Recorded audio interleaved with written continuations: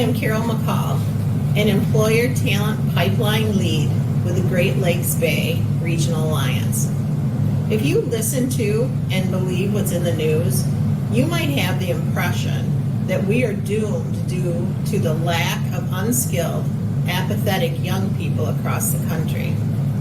But I can tell you that the Great Lakes Bay region is full of students at both high school and college levels who are skilled and excited to jump into a career pathway.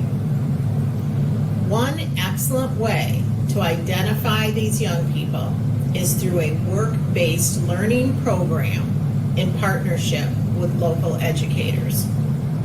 This webinar will share the work and resources of the State of Michigan Department of Education team led by Selena Mills. These resources are in response to requests by many businesses who want to return to or begin a new work-based learning partnership with local schools. You will hear Selena talk about CTE students and programs. CTE refers to career and technical education programs run by every intermediate school district. For older generations, these programs are the modern day version of VOTEC or vocational education. Students in CTE programs are highly skilled in specific areas of work. Many of them have an internship required by their program. However, there are many students who have not participated in CTE who are ready to work and would welcome summer or other out-of-school time employment as an intern. The work-based learning coordinators can help you find these students as well.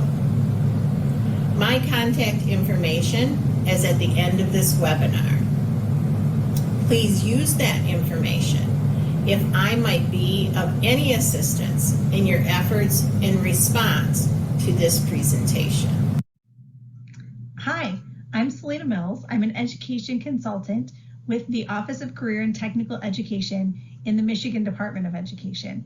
Thank you so much for joining us today to learn a little bit more about work-based learning. Work-based learning is incredibly important for the success of our students and future workers. On your screen, you're going to see a slide that shows the decline that we've had over the past several decades in work experiences for students prior to leaving high school. Since the 1950s, we have had a gradual decline in summer employment for students. And typically, students can't necessarily work all throughout the school year due to some of the other activities that they have, but usually students are able to secure some sort of summer employment.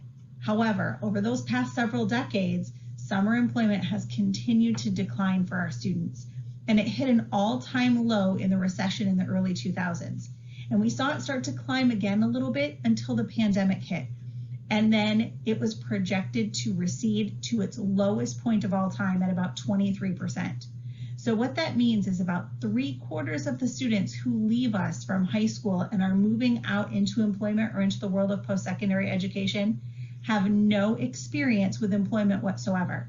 So it's vitally important that we give them work-based learning experiences and opportunities to interact with you as employers while they're still in school so that they can practice the skills that they're learning and practice being a good future employee.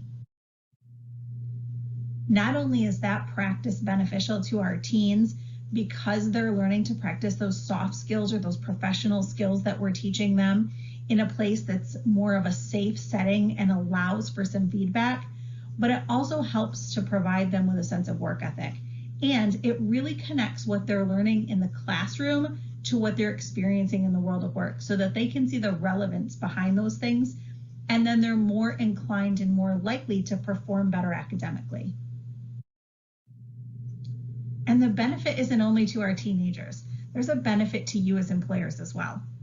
When you bring in a student under a work-based learning experience, they're bringing with them a fresh perspective. And that fresh perspective trickles down into your workplace.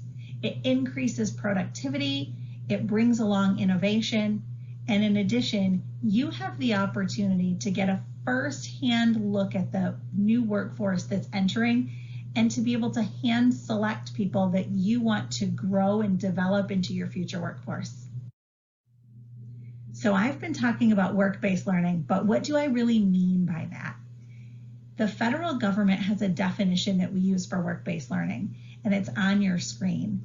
It simply means that it's a sustained interaction with employers or community professionals that center around tasks that those students will be doing in the future workforce.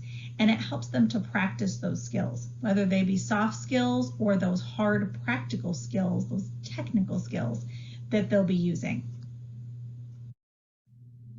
In Michigan, we think about work-based learning as a continuum that students enter and then have experiences within as they work through school.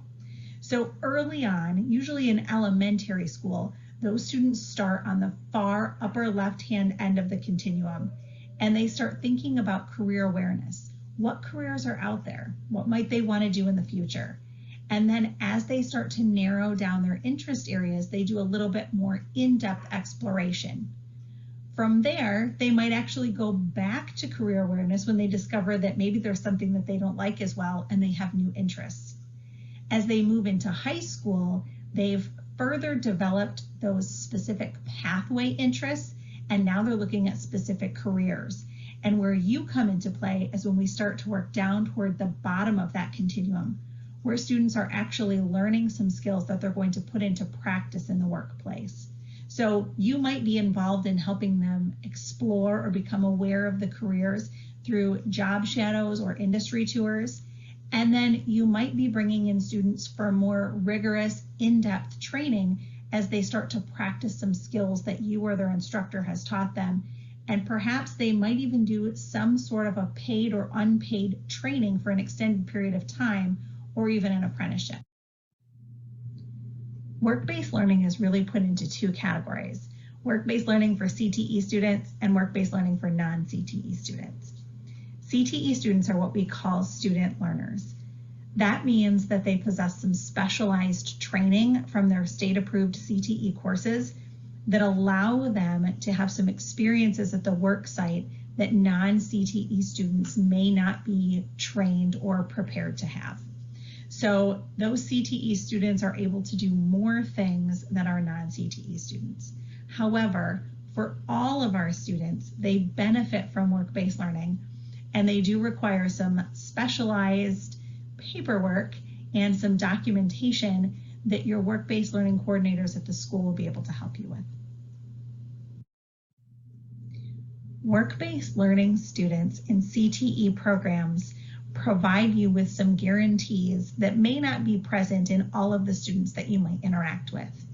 CTE students have some very specialized training in both the technical skills and in soft skills, along with safety and leadership, that their CTE experiences provide, and those things are skills that they can bring to you and that they will enter your workplace possessing. Oftentimes, as our instructors start to think about placing CTE students into a work-based learning experience, they get some resistance simply because there have been some rumors out there, some myths that folks have heard about whether or not students can participate in the workplace. And for some students, those myths are very accurate. But for CTE students who possess some of that specialized training and are considered student learners, they can often be placed in a workplace when others cannot. So one of the big myths that we hear is that minors are prohibited from working in our jobs. And again, that might be true for some students, but CTE students are considered by the federal government to be student learners. And so there are exemptions for those students that allow you to place them in the workplace. And that's simply because they've had the occupational and the safety training already from a professional to be able to step foot into your workplace and have a little bit of a competitive edge and a knowledge and skill base that other students don't have. You'll also be collaborating with an industry professional in the form of that teacher of the CTE program, and they can help support you. Another myth that we commonly hear is that the workplace is too dangerous for minors. But again, CTE students have been trained in those occupational and safety skills, and so there are exemptions for them that allow them to learn under your supervision and to perform some of those skills in the workplace. Again, you're also going to be partnering with that instructor who is themselves an industry professional, and they'll be conducting site visits to visit you and the student on site to provide continued instruction and to assess what that student is learning and what they still need to learn so that they stay safe in your workplace. Sometimes we hear concerns about whether or not an insurance company will allow you as an employer to be able to either hire a minor or to allow them into the workplace as a work-based learning placement. And we just want to reassure you that there are protections in place for you as the employer and for the students that you allow to enter your work site. So the work-based learning coordinator or teacher that sets up this experience will be asking you about the insurance requirements that we need to see in CTE to make sure that our students are safely placed.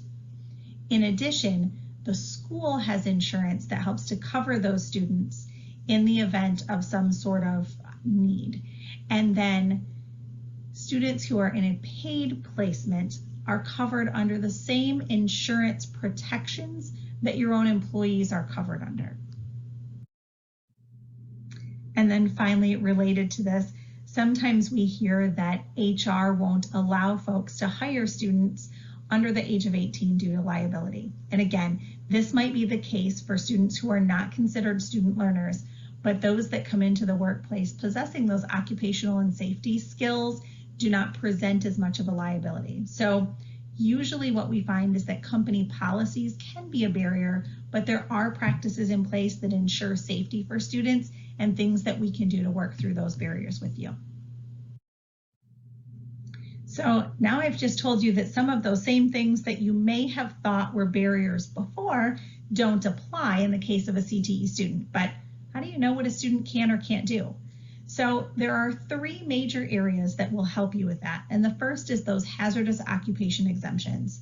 Those come from the federal government, and the school's work-based learning coordinator can show you where to find those, and you can determine if those apply to your workplace. Second, the instructor or the work-based learning coordinator is going to give you some feedback and help you answer any questions that you might have. And then third, there are some training plans that will be set up in place that will tell you exactly what a student already knows and what skills they possess when they're coming into your workplace, and then what they're allowed to do while they're in your workplace. So you'll have it in writing. And those are things that you will work with the coordinator on developing so that you'll know at all times where the student is at as far as their skill development, what they still need to learn, and what they're able to do. So if all that sounds great, well then how do you get started? How do you even know what the next steps are? We have a getting started checklist for employers that we're going to be sharing with you and with the work-based learning coordinators in your area so that you can see what those next steps might be. One of the things that you'll want to do is to determine your level of commitment. How much do you want to do? How involved do you want to be? Maybe you're ready for a student to come right into the workplace, or maybe you'd like to dip a toe into the water to see, is this something that will work for you in your business? And that's perfectly okay.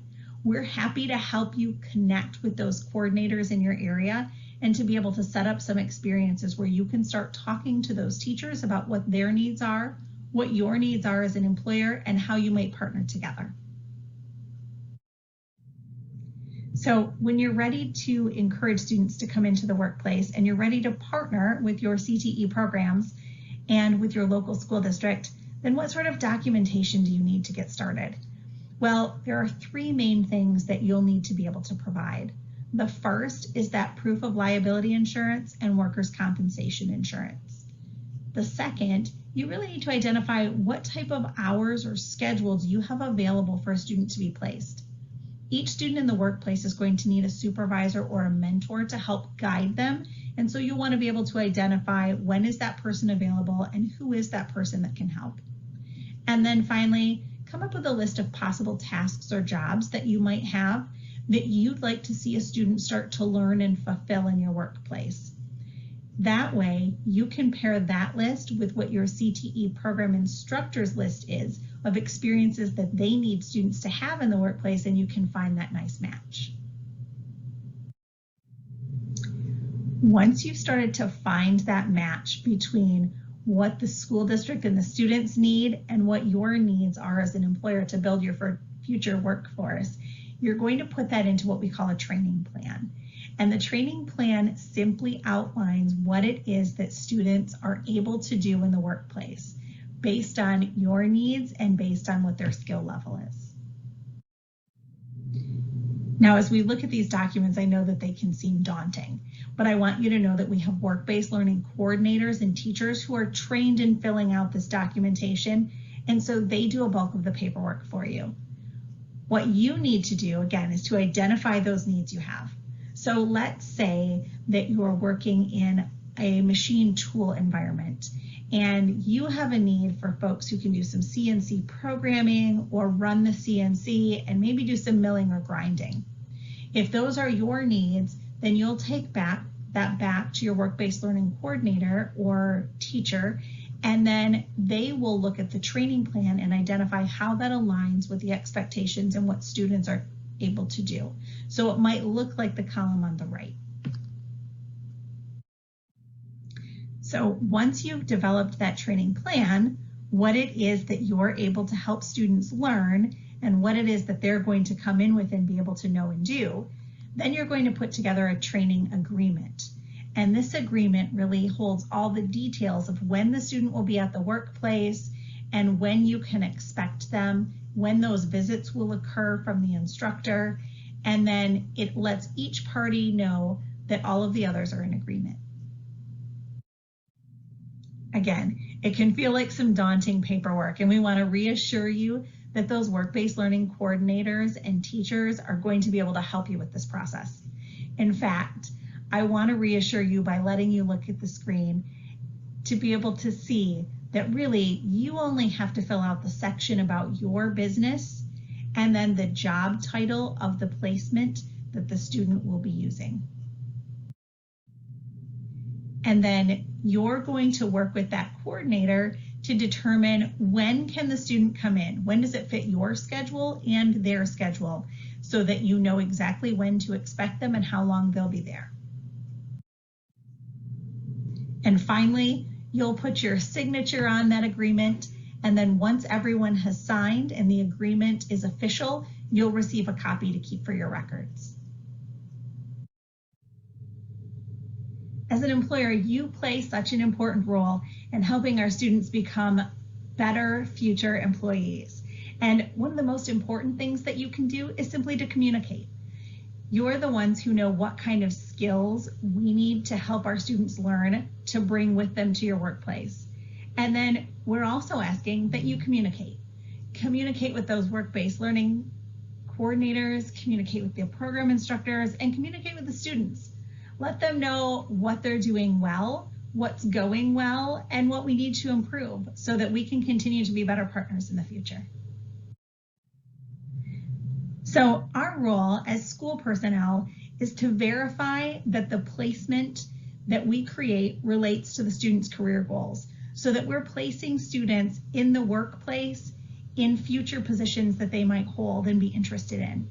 And then we're also going to be visiting, making sure that things are going well, that needs are being met, and we'll provide some of that oversight and supervision from our end as far as making sure that credit agreements are all set and ready to go, verifying student attendance and recording that, and then making sure that the program meets all of the federal, state, and local guidelines and laws. So hopefully you're excited about being a potential partner with your local school district and to be helping to grow the pipeline of students coming into the workforce. If so, what do you do next? Well, first you want to determine your need and your level of participation. What is it that you need from us as a school, and what do you need from the future workforce? And then how deeply can you participate? How much can you engage? And then you'll want to contact your local CTE administrator so that you can connect with them and start to form those partnerships. And then finally, we just ask that you continue the conversation. Even if maybe you're not seeing a fit right now, there are still things that you can do outside of your workplace to help prepare students for their future employment. Hello, I'm Matt Flott, President and CEO of Great Lakes Bay Regional Alliance and also a member of the Bay City School Board, and want to talk to you about what I think is an important opportunity right now. And that opportunity is to get our students more opportunities for internships. I'll tell you, the last 2 years have been so difficult, and our students have had to learn in a pretty unique way, having to deal with online classes that went in and out of session, and really a lack of opportunities for internships and to see workplaces at the job sites directly. And right now, when we look at the talent war that's being waged across the country and how difficult it is to find employees, we really have to do everything we can to give our students more opportunities. So what I would say is I'm encouraging all businesses across the region, the state, and the country to really take an opportunity and open up additional internship opportunities. Take the time. Bring these students into your workplace. Let them see how these jobs are done. Let them see the skills that are needed. I think so many of our kids have misconceptions about what happens in areas like advanced manufacturing, in healthcare, design, skilled trades. These opportunities are going to be valuable both to the employer and to the student. First of all, for the student, it's obvious. They're going to see exactly what happens in a day-to-day setting. They're going to learn firsthand working with professionals in the fields. But I think the bigger opportunity may lie with the employers because these students have learned in a new direction. The last 2 years have shown that the workplace isn't what it once was.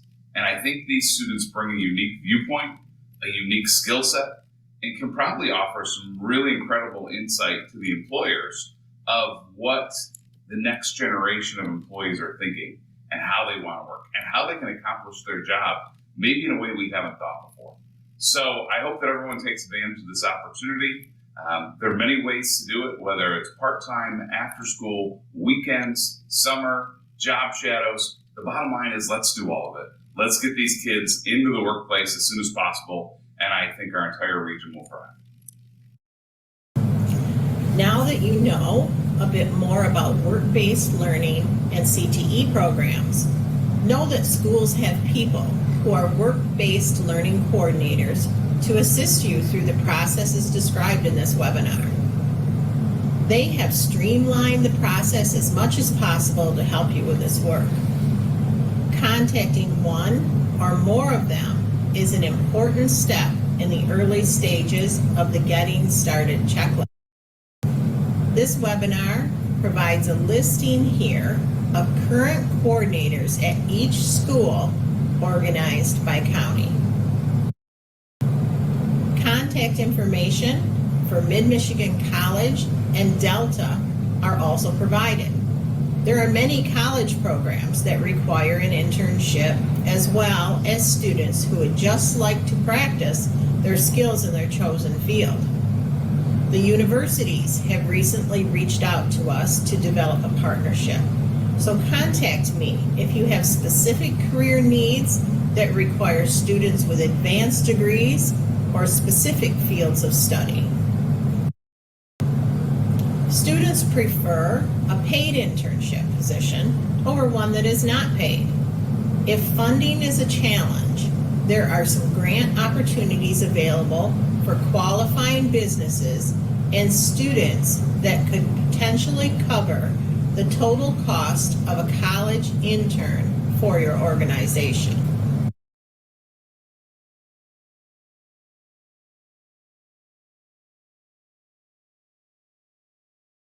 I'm Lori Flippen, the STEM Initiative Leader from the Great Lakes Bay Regional Alliance, and I hope you feel empowered to take steps towards starting an internship or enhancing an internship at your company. If internships for college students are what appeal to you, I want you to be aware of financial support for college internship programs at STEM Forward. You will find detailed information at the link on the previous page. And there are also links on www.stempipeline.com on the Business Resources tab. In addition, Michigan Works provides support for work experiences, which would include internships to students in need age 16 through 24. Please contact Michigan Works using the link on the slide below and explore the available opportunities. Again, contact me if you have any questions or need help with resources to assist your entry into this opportunity to have an impact on the future of your workforce. For more information on the materials mentioned in this video, check out stempipeline.com under Business Resources.